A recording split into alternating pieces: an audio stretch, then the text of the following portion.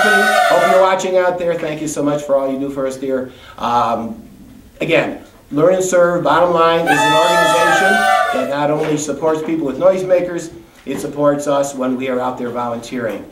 It takes funds for us to organize and do the various things we do. As a matter of fact, it was mentioned, as Mr. Paul McCully joins us here, we are going to be going down to Phoenix on Wednesday. Come on, Paul, get in here. And we're going to be going... Paul McCully! On our Learn and Serve program. They were falling asleep. Paul McCully, good to see you. Good to see you too, Bill. Okay, totally unscripted. Why are we going down to Phoenix tomorrow? It's all your fault. It is my fault. We're actually going down to Chase Field. We do a high school luncheon every year. We do a high school blood drive program every year in the state, and as you know, your school's part of the program. And we like to get all the kids together to kind of kick off the new school year and the blood drive challenge. We have some new things going on this year, which is really great, is 16-year-olds are now eligible to donate blood. Before it was 17-year-olds. Excellent. 16 and 17-year-olds. So that opens up a large portion of the demographic at every school we do, right. As far as collecting more blood. We have changed the rules a little bit as far as the eligibility, your height, weight. It used to be just 110 pounds or above and you're good to go. Okay. Now, depending on your sex, whether you're male or female, your height and your weight, you may not be eligible to donate. Okay. We do that just because we want to make sure that our donors are safe. We tracked our reactions at the blood drives, and it seems we've basically taken out the ones, made the ones ineligible that have the highest reaction. To find out those standards, can they go online, or should they call United Blood Services? How can they find out those new standards? They can go on to our website, which is unitedbloodservicesaz.org. Okay, one more time. unitedbloodservicesaz.org. Thank you. Thank you. And or they can call 1-877-448-GIVE. One more time. 1-877-448-GIVE. Sometimes people are slow in the uptake. So. And I talk fast sometimes. Really? So, I don't talk fast. I talk kind of slow myself, but go on. I can't keep up with you, though. Go for it. Okay, United Blood Services. You mentioned that we participated before. Mm-hmm. Little do we know, by the way, we actually won an award. We didn't even know that. We just thought we were doing the right thing. No. And that's what we try to teach here. We don't do it for the awards. But I noticed on the printout on your website that we were Platinum Award winners. And that's based off the size of your school. Okay. And how many blood donations you guys collected last year. Okay. Now we're doing it November 4th this year, correct. 9 to 2, as I remember. 9 to 2, correct. 9 to 2 right here at 9500 Lorna Lane. If you have any questions on that, 772-8744. Or once again, you can go online. Mm-hmm. And one of the things I want to emphasize too, November 4th might work. You might be out there voting for your favorite political candidate, mm-hmm. and drop by here on the way, but it might not work. Mm-hmm. How else can they find out what's going on? Because we have them every couple of weeks here in Prescott Valley, Prescott, Chino Valley. We have them more often than that. We actually we do about 25 a month in the county. Whoa. And majority of those are in the Prescott Valley area. Almost one a day. Exactly. So wow. You go on to a website called bloodhero.com. One more time. Bloodhero.com. Bloodhero.com. Make it simple as you can for you. That's right. Type in your zip code. Type in your zip code and it'll pull up all the blood drives in the area. You can choose right online which one would work best for your schedule. Click on the blood drive. You can actually schedule your appointment right online, so you have to worry about making a phone call or anything. Okay. Right there. Okay. Now, when I was going to school, Harv and I were talking about our books were made of papyrus and things like that. It wasn't common at all to hear about blood drives at the teenage level. Mm-hmm.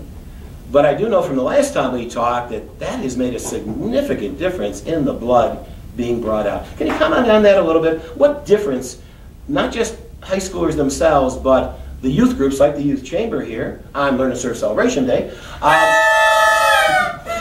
want to make sure they're awake. Okay, what difference has that made for Arizona, getting the youth involved? It's made a huge difference. I think statistically right now, about 12% of the blood we collect is that demographic, that 18 to 20-year-old demographic right there. And I think they say 1 out of every 12 blood transfusions are coming from a high school age student.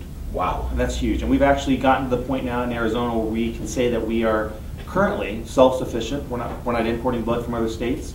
We're a growing state, so that's a huge challenge for us. And that could change, but currently we are a self-sufficient state, and a huge part of that is because of the high school age students that donate blood for us. Excellent, excellent. Okay, now we still have a few more minutes. What else could you tell us about either United Blood Services, the changes that you've seen over the past few years, and maybe just the overall climate of giving blood? I assume it's still needed. Oh, it's always needed. There's no substitute for blood, mm-hmm. still.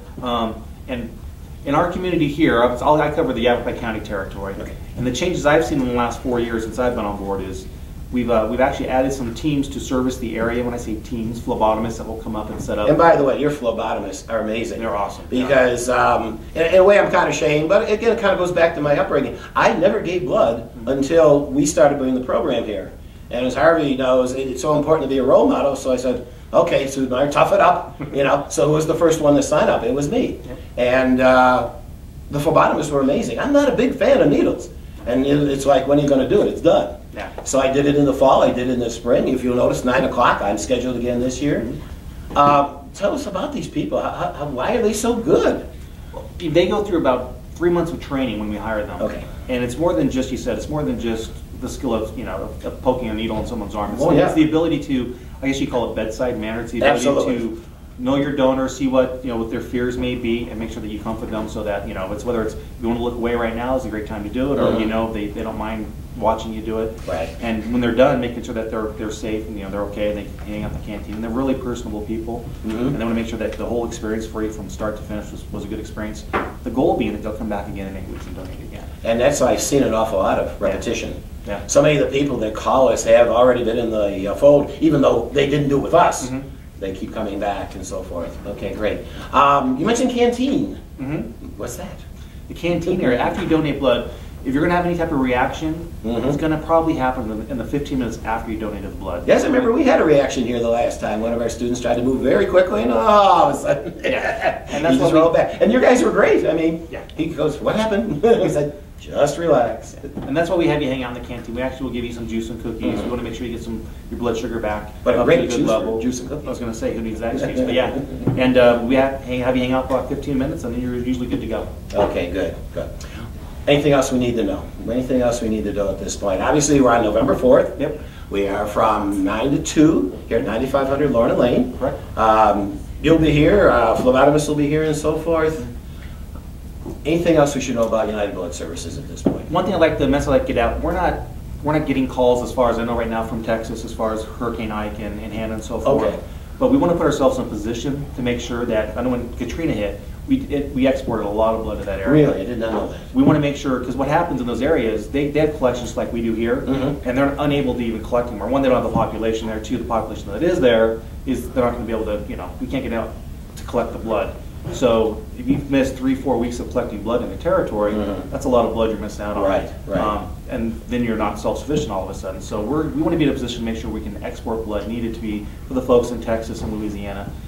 So we're asking if you haven't donated in a long time, or if you've never donated blood before, now is a great time to come out and maybe try it out, or come out again, because we really want to make sure that we're in a position to help out our neighbors in Texas. Now I know when we do the food drives, there are certain times of year that they get more food. Is that the same with blood too? There's certain times of the year seem to be Our better? challenging times of the year are summer times and holidays. Okay. Summer times, because we do, again, 12% of the blood comes from high school age students. We don't have that opportunity in the summertime.